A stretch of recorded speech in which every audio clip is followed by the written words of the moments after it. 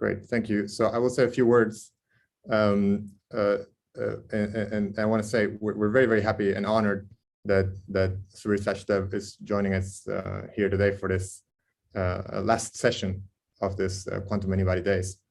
Subir got his PhD at Harvard in 1985.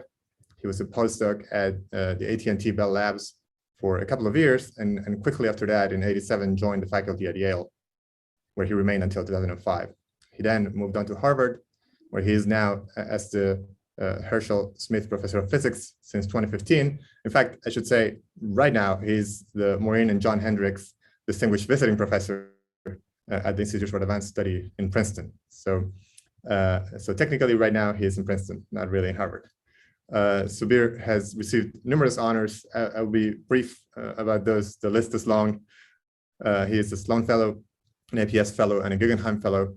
And he's the recipient of the Lars Onsager Prize from the APS, the Dirac Medal from the International Center for Theoretical Physics, together with Damson and Xiaogang Wen.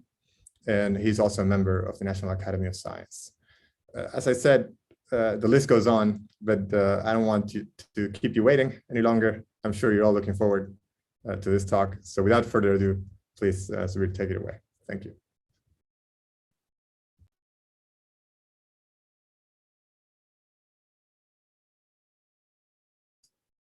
Okay, sorry. Thank you, Joaquin, for that very kind introduction and organizing these great series of talks. Hope you'll also find this one interesting. All right, so my talk is mostly motivated by long-standing question on the cuprates, and I want to present a new approach. And towards the end, I'll also show you some fits to a lot of old data of our simple model. And hopefully you'll find that interesting. But the approach is based upon, similar to an approach that was used earlier for the Kondo lattice, which is used to describe heavy fermion compounds. And that's been extremely successful. And so we're trying to extend the same success to the Hubbard model, which paradoxically turns out to be more difficult, even though the Hubbard model is simpler to write down. Okay, the central issue in my talk, running through everything, will be the Luttinger theorem. So this is a sort of a classical theorem in the sense that it was discovered a long time ago in the 1960s. And what it states is that if you take the free electron model of a metal, then you get a Fermi surface, and that Fermi surface encloses a certain volume. And the statement is that that volume does not change as you turn up the interaction. So there's a smooth connection from the non-interacting model to the interacting model without any phase transition. And then through that process, the shape of the Fermi surface can change, but the volume enclosed can't change. Also, as for free electrons, filled bands don't count. And I'm thinking about states with spin 0 with spin 1/2 electrons, and so therefore a filled band has two electrons per unit cell. So anything, all this is measured mod 2. Now today we know that this theorem, even though it's called a theorem, can be violated, and the reason, well, it's not strictly violated, but there's a precondition in the theorem that there is no phase transition from the non-interacting system. So today we know that there can be more complicated states. They're known by various names, spin liquids, topological states, although the word topological is now overused and mean many different things, so I'll avoid it. So I'll just call them spin liquids. And a spin liquid is, exhibit 1 on how the Luttinger theorem can be evaded, let me say. Shouldn't call it a violation. So here's the RVB picture of a spin liquid, or say on the triangle lattice. You have spins that form singlets, and these singlets can resonate. So the ground state then is an equal superposition of all singlets. So this is a state that doesn't break any symmetry, and this state has exactly 1 electron per unit cell, and it can be obtained from a interacting electron model. So that's clearly, but there's no Fermi surface. There's no Fermi surface here at all. So there is your violation of the Luttinger theorem. Okay, this might seem too, really not in the spirit of the Luttinger theorem, because it's at fixed density equals 1. But what about other densities? Well, that's easy to remedy by just taking 2 bands. So imagine I have a band that I call the F electrons that form a spin liquid, and another band of conduction electrons, the C electron, and initially they're decoupled. And now I have a state which is no broken symmetry, where if the density of C electrons is P, the total number of electrons per unit cell is 1 plus P, 1F and P C electrons. And this has a Fermi surface, and the Fermi surface size is P. It's not 1 plus P. The volume enclosed by the C Fermi surface is P. All right, so that's the decoupled limit, but the non-trivial statement is that this decoupled state is stable to turning on the Kondo exchange. Normally you learn when you have a Kondo exchange interaction that no matter how small it is, it's a relevant perturbation and flows to infinity, and that's why you get Kondo screening. But when the spins are locked into singlets, as they are in the spin liquid phase, that Kondo instability is not present, and it's easy to show that in perturbation theory of the Kondo coupling. And so there's a finite range of JK where this particular state is stable. So we've called that the state the FL star phase, the star saying that, well, it's a Fermi liquid in the sense that the Fermi surface of just ordinary electrons. The star meaning that the volume, the size of the Fermi surface is not the naive one that you would expect from the Luttinger theorem, but the smaller one. Okay. And this is stable over a range of densities and a range of JK. So it's, I think that can be fairly reliably established. So let's take a specific model, just to write it out. And you have the conduction electrons from dispersion AP, the Kondo exchange JK, and some Heisenberg exchange among the F electrons, which causes them to form a spin liquid. And so for a range of JK, starting from 0, there is this FL star state, which violates the Luttinger theorem. If you want a simple wave function of it, here it is. You take a slated determinant of the F electrons on the F band, and you project to 1F per site. So the first 2 lines will give you a spin liquid on the F sites, and then you just take a slated determinant of C separately. Okay. But however, the primary phase of the Kondo lattice in the vast majority of experiments is not this one. It's another one called the heavy Fermi liquid, for which we have, also a very beautiful and successful theory.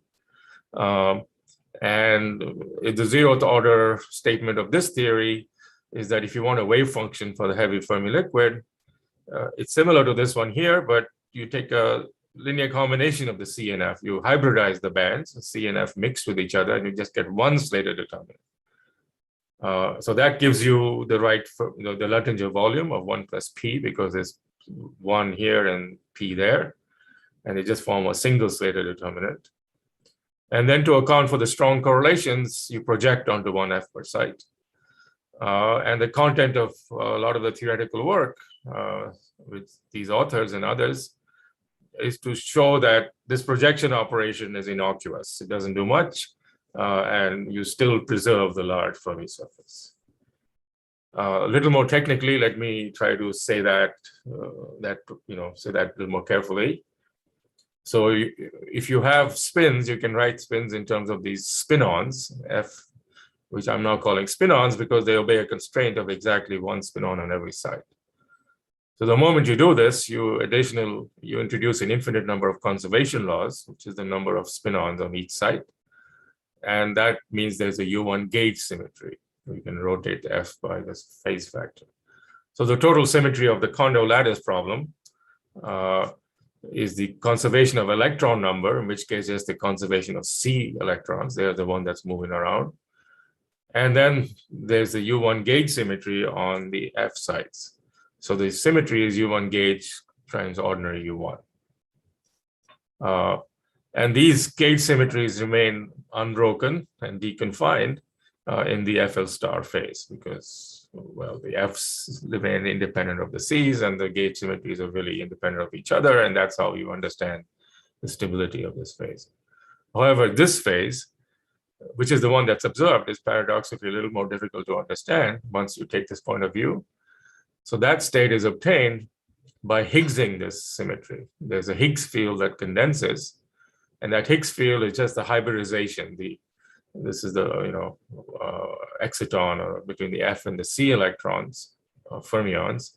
And imagine this field condenses, and it's the condensation of this field that will mix the C and F and give you the mixed later determinant. So now you ask, how does this Higgs field break this complicated symmetry? Well, it actually doesn't break it completely. It breaks it down to a diagonal symmetry because if you rotate C and F by the same phase factor, B remains invariant. So this means that there is still an unbroken diagonal symmetry. And the Luttinger theorem, is associated with unbroken symmetries. Every time there's an unbroken U1 symmetry, you have a Luttinger theorem in any quantum system. And so therefore there's a Luttinger theorem for U1 diag. But since both F and C are charged under U1 diag, you count both of them, and that's why you get a large Fermi surface. So that's a more technical way of saying that this projection doesn't do much. The gates, the U1 gauge is Higgsed in this diagonal part, and so there is a Higgs boson, and there's the emergent gauge field associated with U1 gauge, but they're all Higgsed out, so you don't have to worry about them. Okay, and there's also now you have set up a phase transition here between the FL star and the heavy Fermi liquid, which is a phase transition without any broken symmetry. So it's a novel non-Landau phase transition. And there's a gauge theory for this transition that was studied originally in this paper, and there have been many other works since then. So that's basically, yes, Leo, go ahead. Yeah, I was wondering, usually when we think about phase transitions, there are usually some pre-transitional critical phenomena around the critical point. Sure. If it's a continuous transition. So is there anything that one can observe looking at the Fermi surface that reflects this? Not thermodynamics, but like looking at, well, I don't know, like in maybe the Hausmann-Alpha oscillations or something, or... well, interesting you mention it. Here's some data. Okay, sorry, I haven't seen you talk, so So the answer is yes. I mean, I'm not sure we have a complete theory for the finite temperature crossovers, but there is a quasi-particle residue, on a certain section of this Fermi surface which vanishes at the critical point, and so the Fermi surface goes from large to small. Right near the critical point, the Fermi surface configurations are, quite complicated and depend on details. There's also some very nice work by Avishkar Patel and Ehud Altman and company recently on finite temperature behavior above this phase transition and comparing it to, in fact, Hall measurements in this cerium cobalt indium 5. But here's some other people. Okay, I'll refer you to them for more details because my talk is really about the Hubbard model. This is just for background. But can I just follow up just briefly? Sure, please. So if I come from HFL, I should think of that the Fermi surface is remaining the same, but the weight of quasi-particle residue is vanishing. Is that how I should think of it? Yeah, so what happens is that the Fermi surface starts splitting up. I mean, it's not just one big Fermi surface. You start getting many bands, and one of the bands has a quasi-particle residue vanishing while the other one doesn't. I see. Thank you. Yeah. Thank you. I don't. You could imagine a more complicated evolution where the Fermi surface just jumps from small to large. There have been various speculations of that type, but that requires a more complicated theory than the one I'm presenting and the one that was looked at in this paper. Yeah. Thank you. Sure. Yeah, there's been some of the recent papers that Yaohui Zhang and I have written, we speculated on such transitions, but they end up involving rather strong coupling physics at the critical point, and it's quite hard to be very, very reliable. Yeah. Okay, great questions. Please go ahead and yeah. In fact, I think Leo raised his hand, and then I immediately saw it on my screen. So that's probably the better way to ask your questions. So I was just briefly mentioning this data on serum cobalt indium-5, where as a function of density, they see various indications in the Hall effect, in the quantum oscillations of this jump in the Fermi surface volume, along, yeah, with interesting crossovers at finite temperature. And one of the nice things of these experiments, and also actually of experiments, STM experiments on many heavy fermion compounds, is that you can literally see a signature of this hybridization boson in the data. All right, so now let's go to the Hubbard model, which, you know, the simpler model, just one band with the Hubbard repulsion U. Of course, I'll consider the square lattice as motivated by the cuprate compound. So this is our basic model. And if you do perturbation theory in U, well, the Luttinger theorem should apply for any U in principle, as long as the perturbation theory is valid. And so we consider a situation where you start from half filling, and then you remove p electrons. So the number of, I'll talk in terms of holes in this part of the talk. So there's 1 plus p holes for all u and all p, provided no symmetry is broken. Okay, so this is my one band of electrons. So there's something which was called by these famous people the vanilla theory of this Hubbard model. And the vanilla theory is very similar in a sense to the heavy Fermi liquid theory, which many of these people had worked on earlier. And basically, you just take a stated determinant of the single band of C, and you project out doubly occupied sites. So that's a vanilla wave function. And an obvious property of this wave function, given the history of the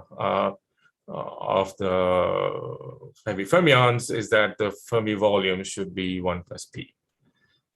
This projection operation, sometimes called the Brinkman-Rice enhancement of the quasi-particle mass.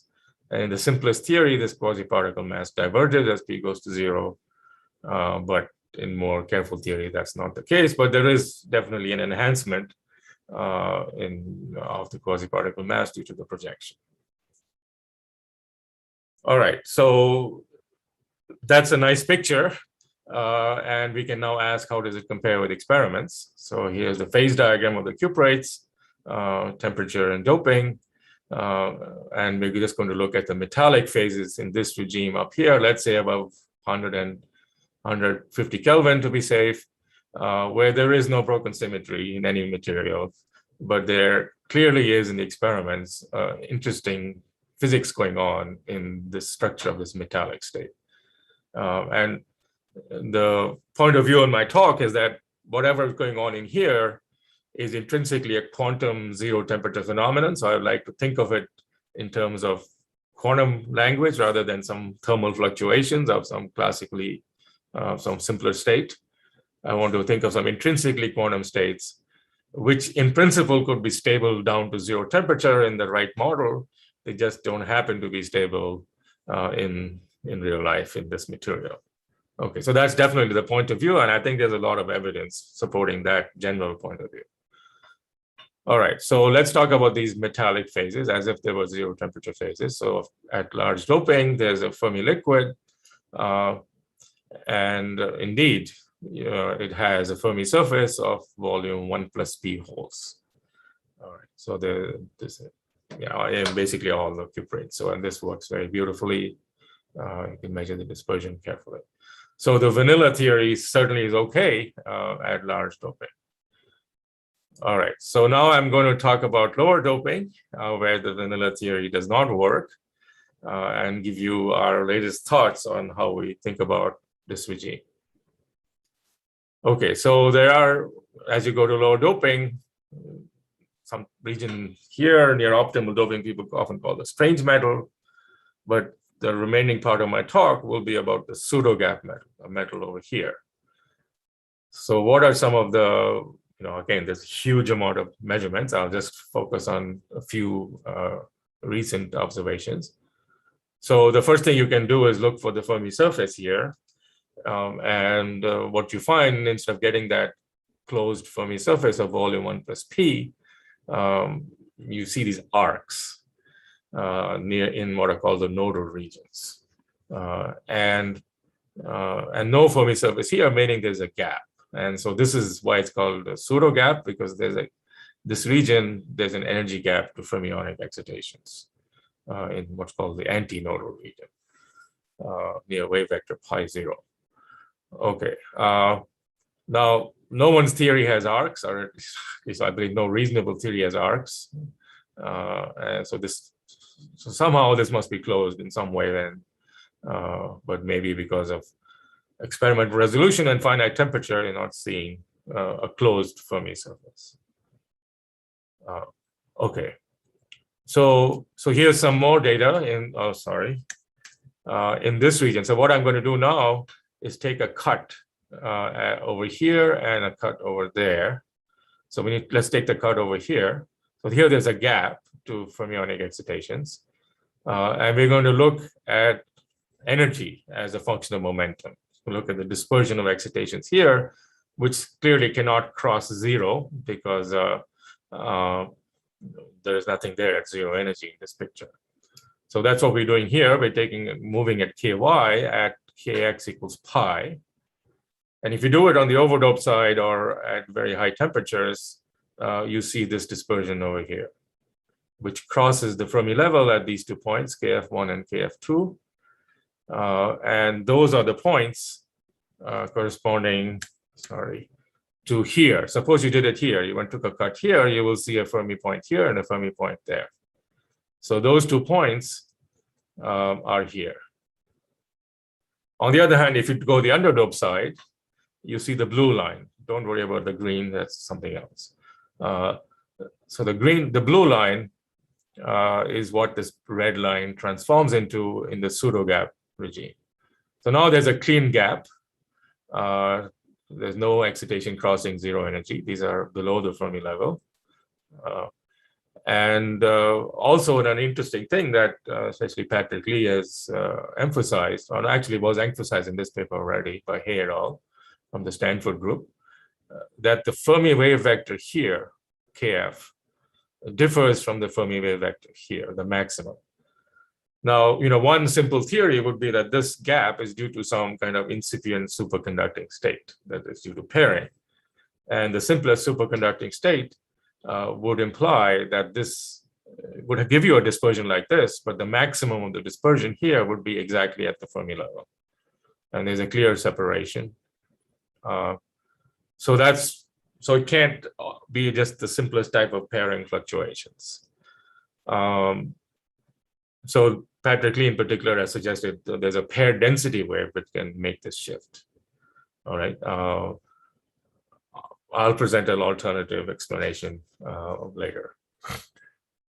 Okay, and this cut of the same thing is on near the nodal kx equals 2. So that means you're somewhere here, and you're making the cut over here. And in this region, as you can see also from this picture, there isn't much difference between, in this region here, there isn't much difference in the Fermi surface between overdoping and underdoping. It remains about the same. And that's kind of what you see here too. The Fermi points are here, but even below the Fermi level of dispersion, they're pretty much unchanged between underdoping and overdoping. All right, so that's one set of data, which I'll return to. Here is a more recent observation of angle-dependent magnetoresistance. I won't spend a lot of time on this, but the short summary is that if you look at the angle-dependent magnetoresistance On the overdoped side, it fits the large Fermi surface very well. Whereas if you look on the underdoped side, it fits this kind of Fermi surface best, where you have an arc with a backside. Now, of course, here, since you're not ejecting electrons from the system as you do in photo emission, the quasi-particle residue makes no difference. And so that's why the intensity on the black and the front it's sufficient to consider them the same quasi-particle, just that the residue is different in the back. Well, that will not show up in this particular experiment. Okay, so I presented some of the data of the pseudo-gap metal, and inspired by the Kondo lattice, I'm going to look at the hypothesis that this metal, before any kind of Fermi surface breaking sets in, is the analog of the FL star in the Kondo lattice, that it has electron-like quasi-particles on a small Fermi surface of size p. All right, so that's okay. Now, there's no shortage of very closely related ideas in the literature by many people. I've just mentioned a few here, and no shortages of papers by me either. I've mentioned a few here, all exploring very related ideas. What I'll just do is summarize a simple picture that was in this paper, and also illustrate why, these are, in some general sense, these ideas are correct in all these papers, but they don't lead to any, they still lead to a lot of difficulty because of actually describing the state in some reasonable way that you can fit the data. Okay, so, but which I will try to present. All right, so let me give you a very simple picture of how you get an FL star in the low doping metal. So again, we start from a spin liquid, just as we started in the Kondo lattice. And now we don't have a second band, so we remove some electrons on the same band. And so in a spin liquid, if you remove some electrons, you'll be left with charge E spin 0 holes, which we call holons. And these can move. So the spins resonate and the holons can move. The holons are moving. And if these holons are fermions, as they are in some models, you'll get a small Fermi surface of size p. But before you declare victory, you should note that that's a Fermi surface not of electrons, but of holons. The Fermi quasi-particles will not have spin. And that doesn't agree with many experimental facts. So this model of a holon metal with a small Fermi surface is not fine. So how do you fix it? Well, you also have to bring in spin. So there are also other excitations of the spin liquid, which are the spin 1/2 objects, which carry spin but no charge, which can move around.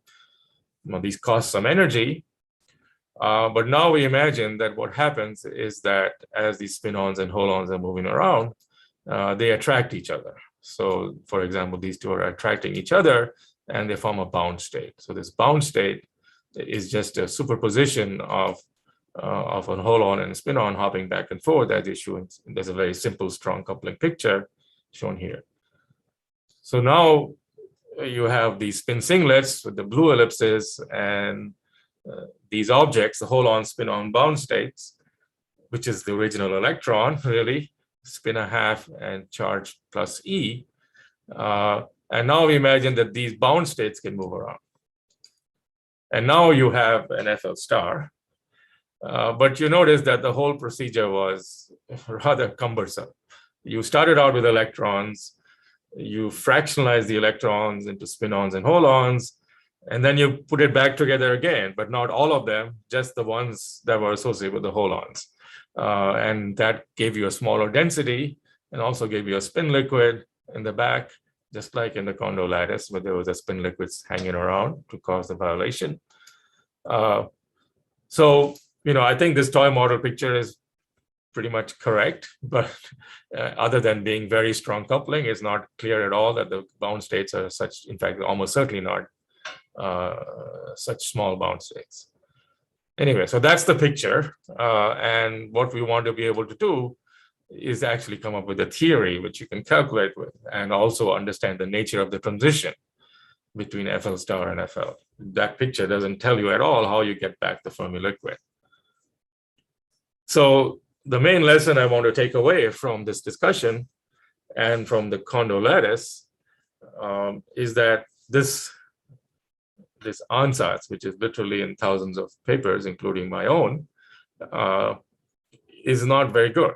You don't want to do this. You take your electron, you split it into a spin-on and a hole-on, and then you find actually the spin-on and hole-on attract each other and form a bound state. And in fact, this bound state formation is very strong. It occurs on an energy scale T, which is much larger than the spins resonating valence bond formation, which is on an energy scale J. So this invariably will happen in any TJ model where T is bigger than J. That's what experiments and these simple arguments tell you. So this seems like, and also remember that we never did this in this kind of fractionalization in the Kondo lattice. In the Kondo lattice, we fractionalized the spin-ons on the F site, but we never fractionalized the mobile electron. It just remained the electron. It hybridized with the spin-ons after a while, but it didn't fractionalize. So we want to preserve that basic feature for the Kondo lattice, for the Hubbard model. Okay. So I'm going to tell you our recent results. The main idea originally is due to Yahui Zhang, a postdoc at Harvard, who is now going to be faculty at Johns Hopkins. And two of my students, Maria and Alexander, have also contributed valuable things. Okay, so the way I'm going to motivate it here is by something familiar, the paramagnon theory. The paramagnon theory goes back, I would say, I don't know, to the 1960s by Burke and Schaefer and Doniak and Engelsberg. And it's a theory of fluctuations of magnetism in a metal. You just start with a metal and you treat it in a weak coupling manner. You say, here's the Hubbard model. And then you take this Hubbard interaction and you write it as the square of the spin on each side. And then you use the Hubbard-Stratonovich transformation to decouple it. I have a feeling Hubbard name is attached to this because he precisely applied it to this model in this in something like in this manner. So you end up with a field phi, which I'll call a paramagnon, and that field phi is coupled to the conduction electron. And this paramagnon acquires some dynamics as you do some RG, and then it can condense to give you a magnetic state. And if it's not condensed, then you get a metal with lots of magnetic fluctuations. That's why it's called a para. And that can be compared to all kinds of experiments. This kind of picture is the foundation of a lot of spin fluctuation theories of superconductivity and so on. So we want to take this picture, but I'm now going to take this paramagnon theory and write it in Hamiltonian form. And this, I claim, is a reasonable Hamiltonian form for it. So here's our conduction electrons. And I claim all I'm doing is just rewriting the Hubbard model. And then I couple each site to a rotor, quantum rotor. So what is a rotor? Well, a rotor is a particle moving on a sphere. So it has some angular momentum. So this is the angular momentum of that particle. And this is the moment of inertia of that particle, G. And unit circle phi equals 1. So what have I done here? Well, all I've done is I've started from this theory, and I have integrated out the high energy electrons far from the Fermi surface. So that gives me some kinetic energy for phi and also potential for phi. So I take the potential for phi and assume it has a deep minimum at phi equals 1 after some rescaling. And then the kinetic energy for phi just becomes the angular momentum squared. All right, so here's a rotor model, which is basically rewriting of the paramagnon theory. I haven't introduced any new degrees of freedom because I integrated out high energy electrons to get these rotors. Okay, so what is the spectrum of the rotor? If I just had one rotor like this, its spectrum you can figure out. This is undergraduate quantum mechanics. It's an L into L plus 1 over 2G, where L is any positive non-negative integer. And so there's a singlet ground state, L equals 0, and a triplet excited states, and so on. I'll just pick the lowest two. Okay, so in fact, I'm removing degrees of freedom now.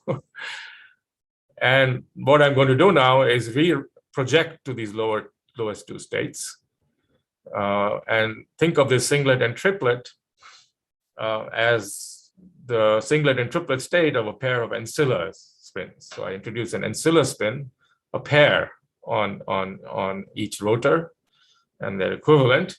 And in this subspace, the angular momentum and this phi, the paramagnon field, are S1 plus S2 and S1 minus S2. Okay, so now I just rewrite this Hamiltonian using the S's. Okay, so then what do you get? Well, then you get our model, the ancilla model. So on each side, I have a singlet, I have a pair of spins, which can form a singlet or a triplet. The splitting between them is J perp. So therefore, this J perp is exactly equal to G. And that's all it has. It doesn't have the higher angular momentum states. Then I have this coupling J Kondo between the ancilla layer and the first, between the electrons and the first ancilla layer, and no coupling between the electrons and the second ancilla layer. You can put one if you want, but for simplicity, I only put that. But they don't have to be equal. And the reason they don't have to be equal is because of this minus sign. The phi field couples differently. S1 and S2 couple differently to the physical electron. Okay. So I have this coupling I call J Kondo, and J perp is this splitting. And so here's another model that I can now write down. Now it's the conduction electrons as before, with coupled to this bilayer of ancillas. This is a square lattice, not a one-dimensional system. Now, in the limit of J perp, large J perp, you can now show you can undo everything just to check that check as a sanity check. You can undo the whole transformation in 1 over J perp, and you get back the Hubbard model. So the U and J of the, well, you get the Hubbard-Heisenberg model. And U and J are related to JK and J perp in some manner. Okay. All right, so that's a lot of stuff to just rewriting the Hubbard model in some fun ways. And the most important point here really is that you have to introduce a pair of spins on each side. You can't introduce just one, you have to introduce a pair. That's allowed just by this paramagnon approach. Okay. So now, of course, now things are starting to look up because this looks like the Kondo lattice. So we're just going to do the very simple things that we did in the Kondo lattice to this model. It's like two sets of spin, two spin layers and one conduction band. Yes, Leo. Oh yeah, I was just wondering whether, so if I have a, maybe you said this, if I have a coupling to S2, Kondo coupling to S2, but it's, as long as I keep it different, it's the same model, it's the same behavior, you think? Yeah, there's a lot of freedom in choosing these couplings, at least if you want to really map it on, you can choose something in convenience. But what you would like to think would be reasonable is if this is antiferromagnetic, which we want it to be, then this coupling here to the second layer would be ferromagnetic, because these two spins want to form a singlet. Right. And so if this is anti-parallel to that, it is going to be parallel to this. So that's what also comes out from this minus sign here. Mm-hmm. So there's a ferromagnetic Kondo coupling, and so that we know is not usually very important. So that's why it's important. I see. That's why you drop it. Okay. Yeah. Okay. Thank you. Sure. Okay. So now we'll just do our simple variational wave functions on this system. Okay. So first of all, at large J perp, I'm back to where I started. I get the vanilla theory. Well, almost. It's even worse than the vanilla theory because I don't get any projection. The spins form singlets, and this is just a vegetable. It's a trivial insulator that you can forget about. apart from some virtual effects on the conduction band. The conduction band has all the electrons of density 1 plus p, so they form a large Fermi surface. So there's your Fermi liquid ground state, basically the spirit of the vanilla theory. Okay, but now this is for small jk. So now notice jk is running this way for small jk. But let's imagine that as you turn up jk, the Kondo screening between the conduction layer from the first layer will take over. So what happens then?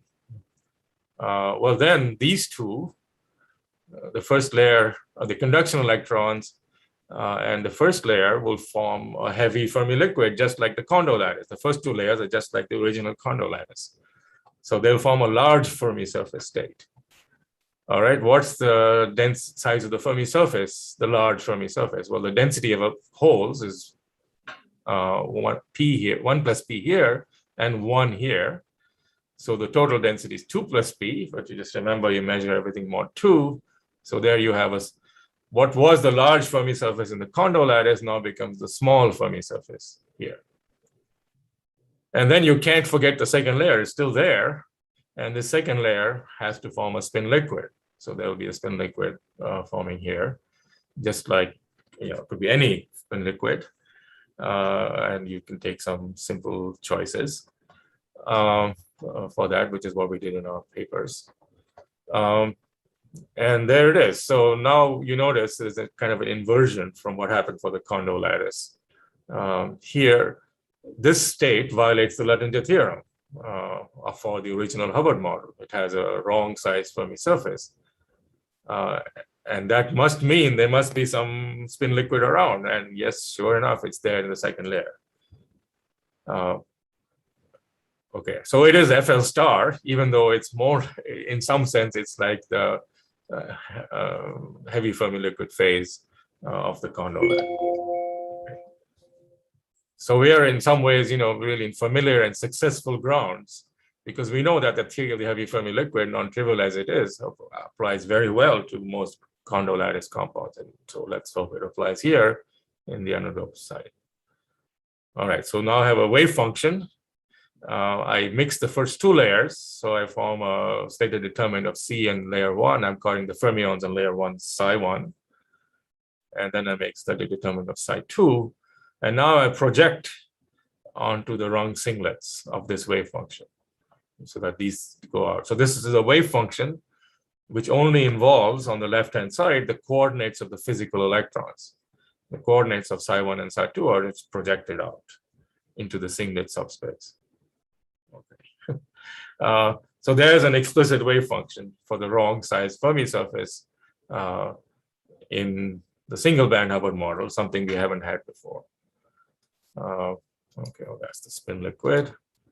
If you want a little more detail, now you can set this up as a gauge theory. These ideas, and it looks rather daunting.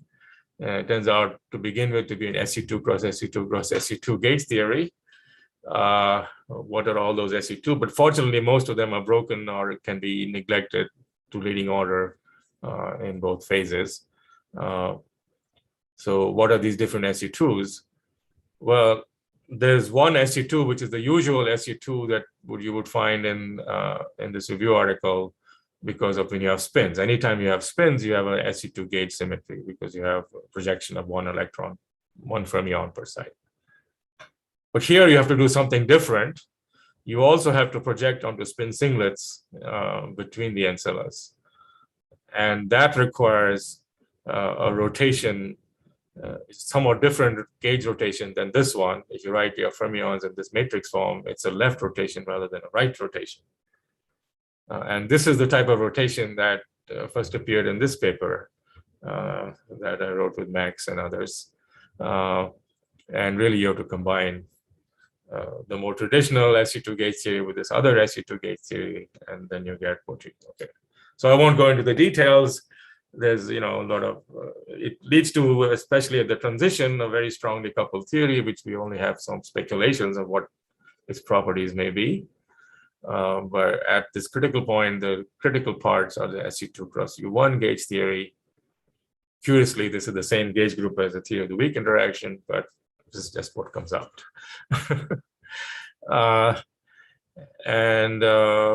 Right, and these are the two states. Okay, so that's pretty much what I want. I have about a few more minutes, and what I want to do is to take this theory and take a very simple mean field theory of the FL star phase and compare it to the data. So here's what we do.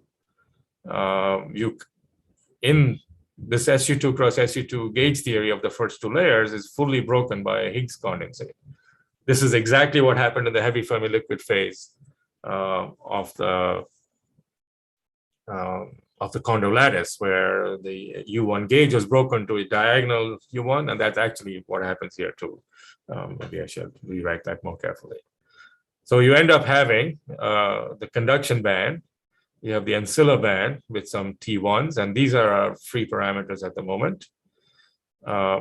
And the phi's is the Higgs condensate, which breaks the gauge symmetry, and hybridizes is the conduction band with the first ancilla layer. So this phi, this will determine the size of the pseudo gap. So it's not, you don't have too much freedom in choosing its value. All right, so now I'll just show you, you can just, you have a small number of, you have a few variation of free parameters, but it's very easy to find, this is something that Alex did. Maybe I think it's reasonably easy to find a set of parameters which basically fits data over a wide range of momentum and frequency scale. So for example, so here's what's happening in this Fermi level plot in the underdog. The red line is the Fermi surface of the C. The dashed line is the Fermi surface of the psi. And then when you mix them up, you get a Fermi surface, which is this blue line here. And this is the same date. This is a theory, but you now look at the photo emission data by looking at the spectral weight. And there's definitely spectral weight at the back, which has never been seen. But anyway, at least the front side doesn't look too bad when compared to this. So this again, there's not, that pretty much fixes a lot of the free parameters because you have to fit the position of this arc. And then now you can compare to what happens on the antinode. So here I'm plotting what happens to the dispersion as you go here, just like I showed you for the data earlier. So you find there, let's see if I got this right. So here's the original red band is the C electrons. This dashed line are the size. And when they mix, they give you the blue line on the antinode. And I should remind you, this is what you see here with the same color scheme. And the maximum is shifted from the Fermi point. Okay. And then this is on the nodal side, when you take a cut across the node, and there you see that the overdoped, the red line, and the underdoped don't differ very much. This is the back side of the pocket here. This is the front side. There's no intensity here. And this dispersion anyway, below the Fermi level, again, fits what's seen in the experiments really well. There's hardly any change between the overdoped and underdoped. Now, I mentioned this pair density wave model for this shift in the Fermi wave vector. This is the computation of the pair density wave in Patrick's paper. And that, okay, does a reasonable job at the antinodes, but if you take the same model and apply it to the nodes, it doesn't look anything like the data. It's got all this strange stuff happening here, which you don't see in the experiments. This is a model that, to begin with, doesn't make sense because nobody sees spin density wave fluctuations at these temperatures. But here again, you find that it doesn't do, it can do a reasonable job on the nodes, on the pockets, but it doesn't do a good job on the antinodes. There's another band here, which is very close to the Fermi level, which you don't see. Okay, so I conclude there. So the main actor in my discussion here has been this FL star state, which very loosely speaking, you can think of as a small density of fermions forming a small Fermi surface plus a spin liquid. And weakly interacting with the Fermi surface. And the Kondo lattice, is quite simple to imagine such a phase, and there's perhaps some experimental evidence for such a phase. But such a phase, if you're correct, is been sitting before us for the longest time. The cuprates, it's clearly there, something bizarre going on, and this ancilla model just easily fits the photo emission observations, and also presumably the angle-dependent magnetoresistance, although we haven't done a careful calculation of that. And the basic idea, the slogan, if you want to take one from this talk, is that the popular procedure of fractionalizing moving electrons should be history, and what you should really fractionalize is the paramagnon, not the electron, but the paramagnon. And then you immediately get what you need. Then we've done a lot of work, which I didn't really talk about, of this quantum phase transition. It gives you some strongly coupled gauge theories, and perhaps this has something to do with the strange metal. That's something we are thinking about. Okay, thank you very much. All right, well, so thank you, Subir, for this very nice, very interesting talk. We have time for questions before Max's talk. So I see one hand. Henri, please go ahead. Yes. Yeah. Well, thank you very much, Subir. This Hello, Henri. Is very interesting. I wonder whether you could explain with this frame a very old story that we have, which is the magnetism of induced by impurities. I'm sure Yes. you know the situation with the zinc. Yes, yes. We have shown. Absolutely. Henri, we are working on that. We hope to have a paper soon, but we are optimistic we can understand some of the old zinc impurity data, but that's exactly what we're working on. Okay. That's very good. I just want to recall not the zinc work, but the lithium work that we did with Julien Bobrov, which is quite analogous to the zinc. The only difference is that with the lithium, we could measure carefully the spin susceptibility using the lithium NMR. Yes. And in fact, what we found in that case is that it has a Curie-Weiss dependence with the Weiss temperature, which evolves when you go towards overdoping. So the Weiss temperature becomes very large when you reach the optimum. And as you expect, if you go to the pure Fermi liquid case, the non-magnetic impurity will not induce any magnetism at the end. Right. So the trend looked like Kondo, and I think in our papers we call that Kondo-like behavior of the impurity-induced magnetism. It's not the impurity on the lithium. It's the susceptibility which is induced in the bulk. So in the pseudo-gap state, in the pseudo-gap state, right? Not in the familiar. That I think that kind of picture is very naturally will appear in this model, and we are working on. We're trying to make it a bit more quantitative, but that would be very nice, because this is a very old experiment which has nothing spectroscopic in it. Right. No. I mean, I was well aware of course, as you know, I've been following your work for many years, and this whole idea of ancillas and spins was motivated by some of these observations. Yeah. Okay, I have another remark, which is that all this doesn't deal with superconductivity. You are just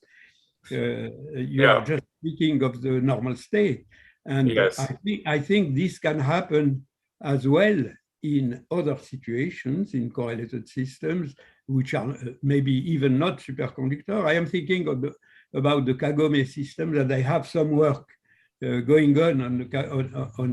But you can dope the Kagome system, or what? Is this a dope Kagome system? This is the case, which is a naturally doped Kagome system. But there are Kagome metals nowadays. Yeah. So whether Those tend to be ferromagnetic, if I remember. Yes, some of them, but the one I am speaking about is in between and is not non-superconducting. Maybe you will see the paper. I'll send you the paper. All right, thank you, Henri. Good to talk to you. There is one on the archive. There is one. Yes. Okay, great. Okay, so we should move on. So Jan and then James, please. Hi, Subir. Thanks for the inspiring talk. One part of your argument that I got lost a little bit is when you introduce these paramagnon rotors, which are then fractionalized into ancillar qubits. Could you explain again, how do you come onto these rotors? I mean, there must be some effective degrees of freedom, but I didn't fully follow how you got there. Yes. Starting from the initial Hubbard model. Yes. All right. So yeah, I wish. Let me see. I can't write here. It'd be great to if I had my iPad connected. But let me just try without writing. So you start. Okay, up to this point, everything is exact. Okay. Yeah. Then so the only term that depends on phi, apart from this coupling, is phi squared. So the only term is phi squared. All right. So now you do some RG. We integrate our electrons far from the Fermi surface. Then that will induce d phi d tau whole square. Okay, there won't be any damping because you're only looking at high energy RG. You're integrating out fermions very far from the Fermi surface. So that will induce a d phi d tau squared. Also induce a phi to the fourth term and change the coefficient of the phi squared term and so on. So you'll get both a time derivative squared term and some general potential V of phi. Okay. Mm-hmm. So now I assume that the shape of the potential V of phi is such that it has a deep minimum near phi equals 1. So so I just sit myself at the minimum and at phi equals 1. Okay. And So these steps sort of done. Yeah. Can they be performed explicitly, or is it sort of a hypothesis that this will happen? Well, I mean, in principle, they can be performed explicitly. Yes, you get some messy numbers. You have to do some RG, and you change the bandwidth of your electrons, and you will get some. Surely you will get d phi d tau squared terms, and you'll get some V of phi. Yeah. Okay.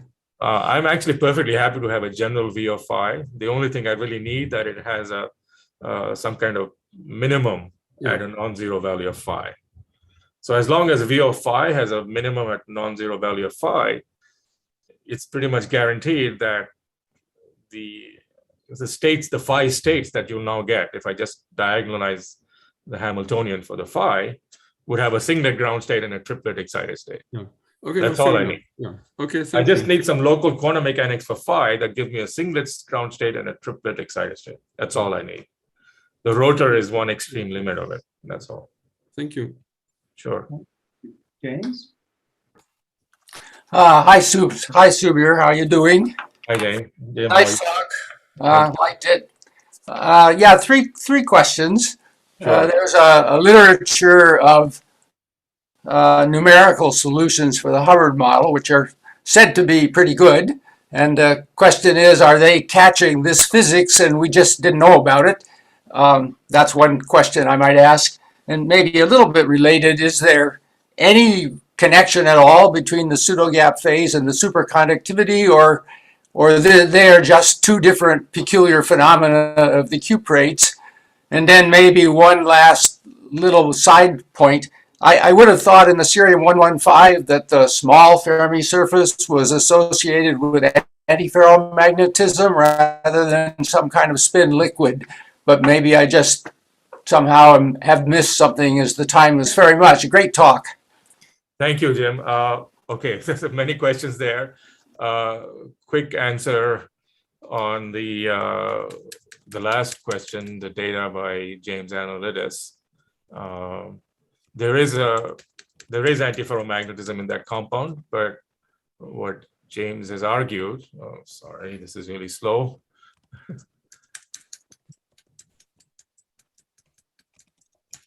Here it is. Oops, I went too far.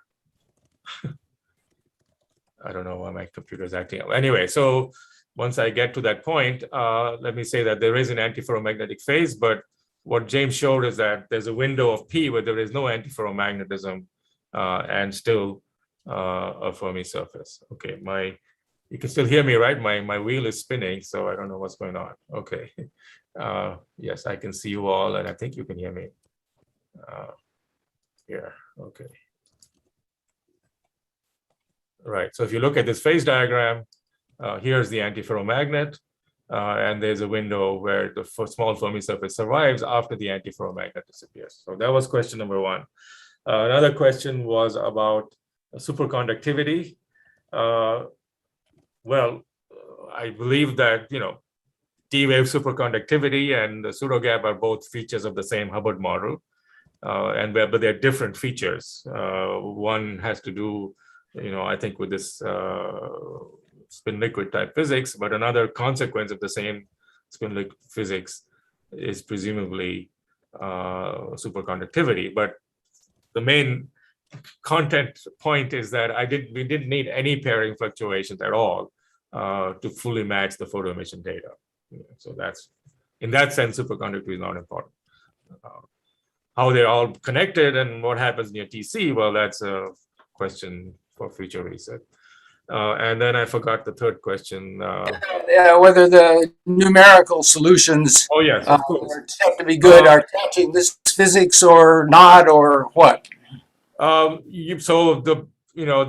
There are a lot of numerical work, especially by Antoine George and company, and I will also mention André-Marie Tremblay has done a lot of very nice work using various self-consistent Green's function methods, and they give a spectrum along the pseudo gap, which is very similar to the experimental observations. So we could have tried to fit the numerical data, but sometimes the numerical data is an imaginary time, so it doesn't have quite the detailed observations that you have in the experiments. These observations that I showed you, at least grossly speaking, this one, and this one has similarities to the numerical results. Although I don't think the numerics can get the details of this dispersion as precisely the experiment. They see a pseudo gap on the antinode. They see something like an arc. Yeah. So you would say not unrelated? Yeah. I think the numeric work is very nice, but they tend to be sometimes be at high, to get to the strong coupling regime, they are rather high temperatures. And also they don't have sometimes real-time data, they have imaginary time data. And, so the experiments are ahead of the numerics is the bottom line. Okay, thank you. Okay, last two questions, please be passed, Leo and Walter.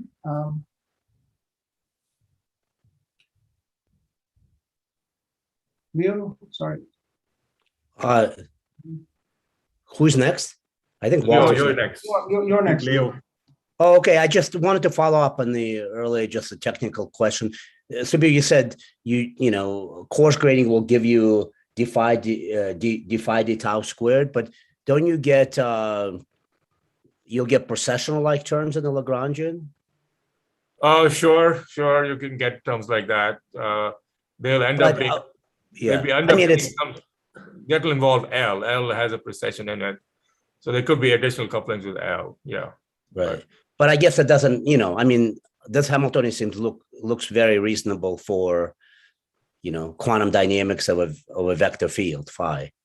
Yeah, it's very important that it's not a spin but a rotor. That's really the key point. You can imagine adding a spin, but then you're all wrong with the Luttinger theorem. You add a rotor, and the important point is that whatever the local degree of freedom is, has a singlet ground state and a triplet excited state. That's all you need. You can imagine, and all kinds of Hamiltonians locally that will give you that feature. They're all good. Sorry, but the distinction is that you're projecting down to singlet and triplet as opposed to allowing all L's. Is that what you mean? Yes, no, but I'm not. But sometimes you think of the paramagnon, but it's just, say it's a spin 1 object, but not really. When it's fluctuating, it is both spin 0 and spin 1. Oh, I see. And I'm also saying that you can't add a spin 1/2. That would be not allowed. If you just add a spin 1/2, an actual spin, that would be totally wrong. Okay, thank you.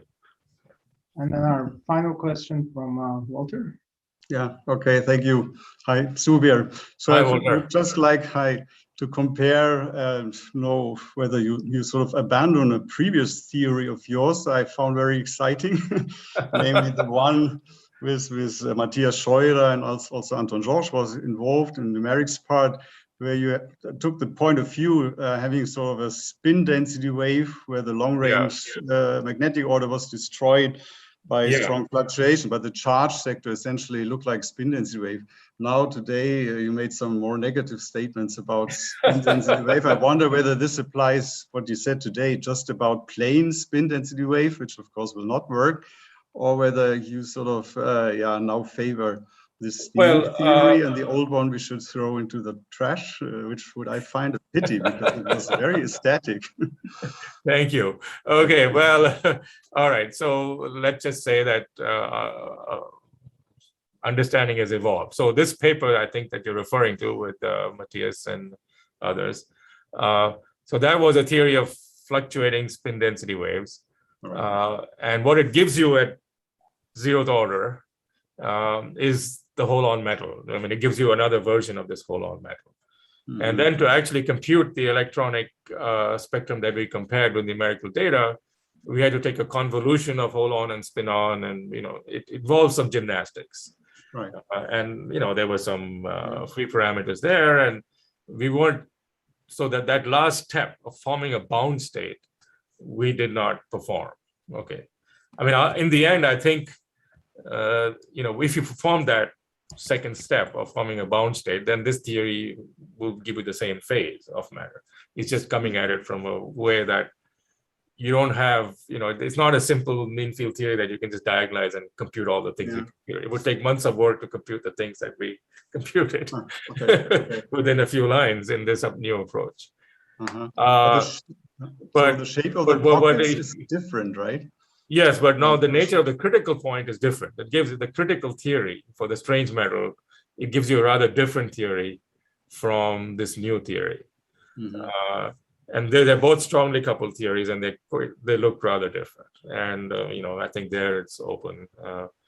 But one of the things the new theory does, which I didn't really go into, was gives you extra Fermi surfaces, and that can, we think is supported by this big peak in the specific heat that's seen near optimal doping. So this new theory can get this very big peak, whereas the old one couldn't. Mm-hmm. So, so I'm, okay, obviously I should admit I'm favoring this, but we learned a lot from that old approach, which has been built into this new approach. I mean, that old approach was really, if you wish, that old approach was all about this gauge field. It didn't have the other two. It only had the S2S gauge field. Okay, thank you. So, it's amazing.